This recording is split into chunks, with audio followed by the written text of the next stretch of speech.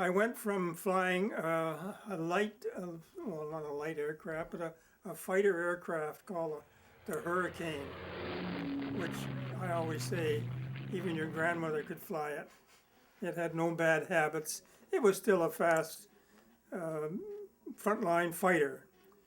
But towards the end of my advanced training, they brought in these Typhoons. I wasn't used to it. It was a big, heavy, fully armed. It weighed over 7 tons. It had a 2,400 horsepower motor in it, which was in those days was just absolutely humongous. And I said, well, I'd like to fly Spitfires. They were the big name then, or a Mustang, which is a Yankee aircraft. When D-Day happened, our squadron took part in it. So that was my job, was to dive in on these targets. And we used to dive in from about 10 or 12,000 feet. And we'd be going 500, 550 mile an hour. And then after we softened up with the rockets, we'd come back in on low level and strafe the place with our cannons.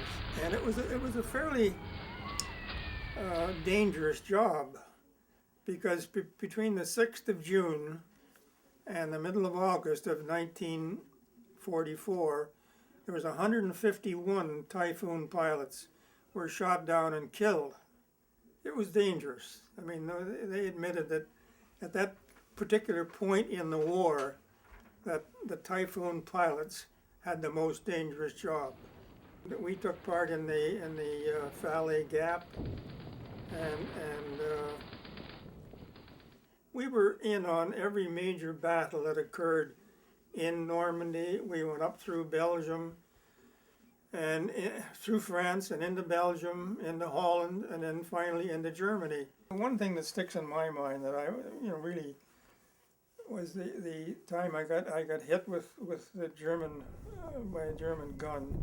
I came down and got fairly low, 15, maybe 20, 30 feet off the deck, and I'm traveling probably over close to 400 miles an hour, and they had a gun hidden in that grove of trees, and he took a shot at me, and he hit me right dead in the nose.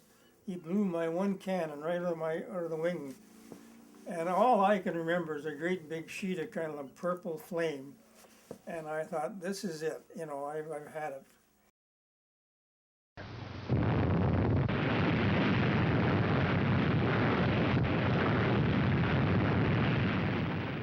Everything is supposed to be the war that ends all wars, but we haven't found out yet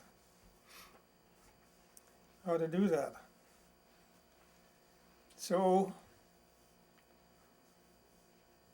I don't know what more I can tell you.